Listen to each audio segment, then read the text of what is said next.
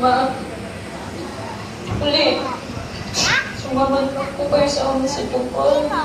Hindi ko makailangan ng anak. Maganda na ako pa ka dyan. Sa kung saan ako iniwan ng papa mo. Doon na ako magpapahinga.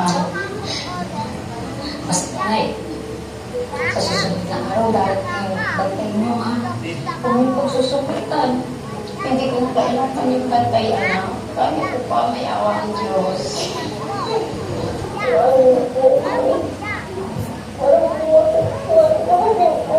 Sige na, sige na, sige na. Ang kaya ka pa tayo dito eh. Lakad na. Magabilis ka na.